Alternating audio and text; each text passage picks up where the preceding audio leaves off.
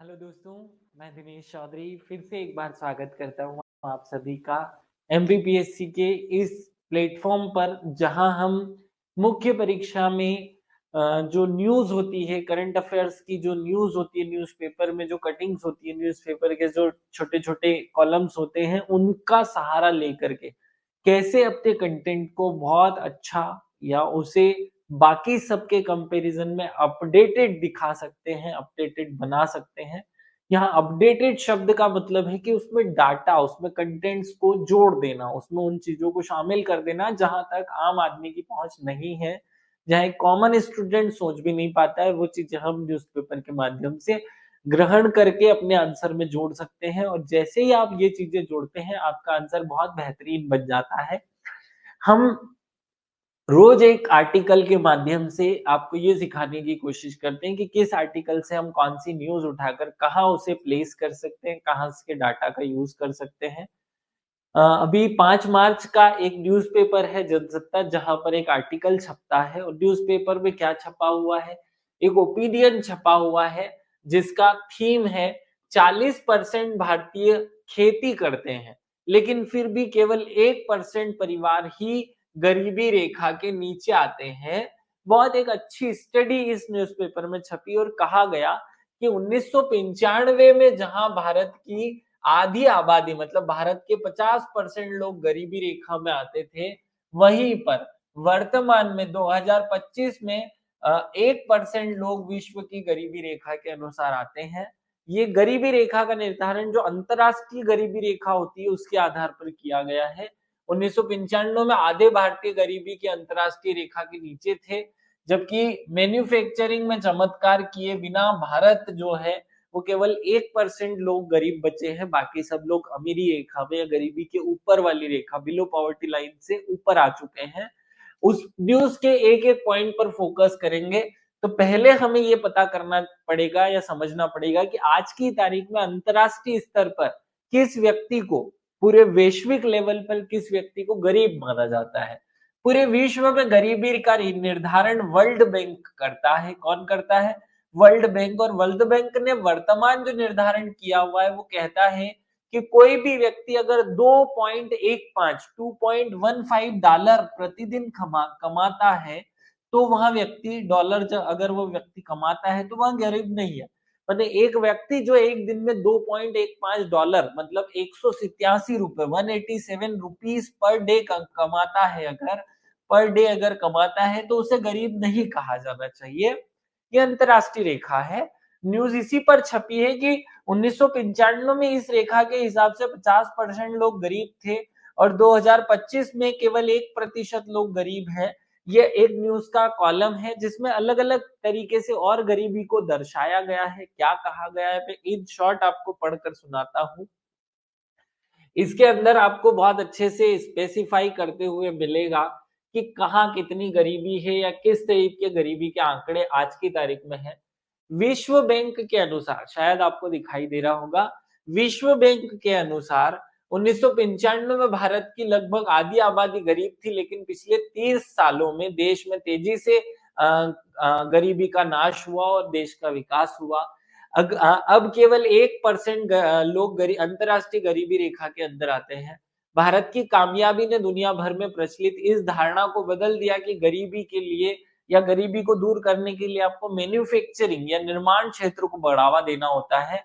भारत ने बिना निर्माण क्षेत्र को बढ़ावा दिए, भारत के कम से कम आज भी 40% लोग जो हैं वो खेती करते हैं, फिर भी भारत गरीबी से बाहर निकला या गरीबी की इस बीमारी से बाहर बाहर निकला। आगे एक और स्टडी छपी हुई है, एक स्टडी हो गई, अब अगली स्टडी यहाँ छपी हुई है। कैलिफोर्निया यूनिवर्सिटी ने अपने शोधकर्ताओं विंसेंट अल्टमैन, पॉल नीहम और टांस वोजल के रिसर्च में कहा कि कृषि पर निर्भर लोग भी गरीबी से ऊपर उठ सकते हैं। माने जो लोग गरीबी जो खेती करते हैं वो भी गरीबी की सीमा रेखा से बाहर आ सकते हैं।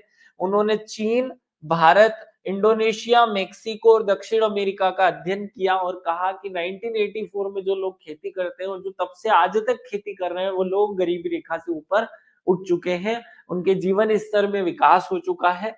ये तो एक न्यूज़ हो गई, इसके बारे में थोड़ी-सी डिटेल पर बात करते हैं। ये न्यूज़ आपको पीडीएफ के माध्यम से अवेलेबल कराई जाती है। आपको अच्छे से पूरी न्यूज को पढ़ना है। इसके अंदर जो बातें छुपी हुई है वो हम कहाँ यूज कर सकते हैं उस पर चलते हैं। तो आप देखेंगे कि इसके अंदर जो बातें छुपी हुई, गरीबी आपका एक अर्थव्यवस्था वाला सिलेबस का टॉपिक है। पेपर थर्ड का जो खंड है, सॉरी अखंड है, अर्थव्यवस्था ए पार्ट, उसमें एक टॉपिक ही है गरीबी, बेरोजगारी, क्षेत्रीय असंतुलन। ये स्पेशली स्पेसिफाई करते हुए टॉपिक ही दिया गया है। अगर आप देखेंगे तो ये टॉपिक बहुत अच्छे से आपको समझ में आ जाएगा कि इसके अंदर गरीबी, बेरोजगारी और क्षेत्रीय असंतुलन पढ़ना है और उसी से रिलेटेड न्यूज छपी है। तो ये सीधे सीधे तौर पर हमारे सिलेबस का एक हिस्सा बन सकती है। अब हमें इस न्यूज में से निकाले हुए कंटेंट का निचोड़ समझते हैं। गरीबी विश्व बैंक की रिपोर्ट या पॉवर्टी लाइन रिपोर्ट कहते हैं इसे। 1995 में जहां भारत की आधी से अधिक आबादी मतलब 50% आबादी गरीबी रेखा में आती थी, अब 2025 में भारत की केवल 1% से कम आबादी गरीबी रेखा के दायरे में आती है। और इसका निर्धारण जो है वो अंतरराष्ट्रीय गरीबी रेखा के आधार पर हुआ है। गरीबी रेखा अंतरराष्ट्रीय आधार पर नापते हैं तो भारत केवल 1% लोग गरीब है। अगर हम इस लाइन को बदले तो फिर हम दूसरे क्षेत्रों में भी करेंगे। अब देखिए न्यूज का जो सार है वही कहता है कि इकोनॉमिक डेवलपमेंट जो है वो 3 क्षेत्रों पर निर्भर करता है, प्राथमिक क्षेत्र, द्वितीय क्षेत्र और तृतीय क्षेत्र। तो किसी भी अर्थव्यवस्था को सबसे पहले अपने प्राथमिक क्षेत्र को विकसित करना चाहिए, फिर द्वितीय क्षेत्र को और फिर तृतीय क्षेत्र को विकसित करना चाहिए। भारत ने अपने प्राथमिक क्षेत्र को विकसित किया, तृतीय क्षेत्र को खूब विकसित किया, द्वितीय क्षेत्र कम विकसित हुआ, फिर भी भारत जो है वर्तमान में गरीबी के इस माया जाल से निकल पाया। ये कहा जा रहा है इस न्यूज में। वर्तमान में आधार क्या है गरीबी निर्धारण का? $2.15 प्रतिदिन अगर कोई व्यक्ति कमाता है या 187 रुपए 187 रुपीज पर डे कमाता है तो वह व्यक्ति गरीब नहीं है। ये वर्ल्ड बैंक का निर्धारण है, ये हमने नहीं किया निर्धारण। आईएमएफ के पूर्व में बहुत सारी दूसरी एक्टिविटीज या अदर चीजें जोड़ूंगा। आईएमएफ के पूर्व एग्जीक्यूटिव, आईएमएफ के डायरेक्टर जो थे सुरजीत भल्ला, जो कि एक भारतीय मूल के व्यक्ति हैं, और न्यूयॉर्क यूनिवर्सिटी के करण भसीन के विश्लेषण के अनुसार भारत में 2024 में सिर्फ 1% परिवार गरीबी की सीमा के अंदर आते हैं, बाकी सब लोग गरीबी से मुक्त हो चुके हैं। इस डाटा का आप उपयोग कर सकते हैं। मैं और भी बहुत सारी चीजें आपको इस आर्टिकल के साथ जोड़ करके बता रहा हूं, आप उनको भी याद रखेंगे। देखो, विश्व में गरीबी मापने का पैमाना वर्ल्ड बैंक द्वारा निर्धारित किया जाता है। माने वर्तमान में पॉवर्टी लाइन निर्धारण करने वाली संस्था कौन है? वर्ल्ड बैंक है। भारत खुद अपने लिए भी गरीबी लाइन या पॉवर्टी लाइन का निर्धारण करता है। भारत ने आज तक आधिकारिक रूप से आजादी के बाद 1947 से आज तक 6 बार गरीबी का निर्धारण करने की कोशिश की। कब कब किसने गरीबी क्या क्या बताई? योजना आयोग का एक कार्य समूह बनाया गया था 1962 में। फिर वी एम दांडेकर एवं रथ समिति बनाई गई 1971 में। अलग समिति बनाई गई 1979 में। लक्कड़वाला समिति बनाई गई 1993 में। तेंदुलकर समिति बनाई गई 2009 में और रंगराजन समिति बनाई गई 2014 में। वर्तमान में हमारे यहाँ गरीबी का निर्धारण कैसे होता है? तो वर्तमान में हमारे देश में नीति आयोग बना दिया गया है। जो नीति आयोग है वो बहुआयामी इंडेक्स जारी करता है और उसी में वो गरीबी की बात करता है या गरीबी के आंकड़े दिखाता है।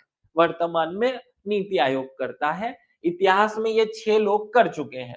हम दो दो चीजों के आंकड़ों पर फोकस करते हैं। तेंदुलकर समिति ने 2009 में कहा था कि भारत में 21.9% लोग गरीब हैं और उनने कहा था कि शहर में जो 1000 रुपए कमाता है महीने का और गांव में जो 816 रुपए कमाता है एक महीने का, वो गरीब नहीं है, उससे ऊपर वाले अमीर हैं, उससे नीचे वाले गरीब हैं।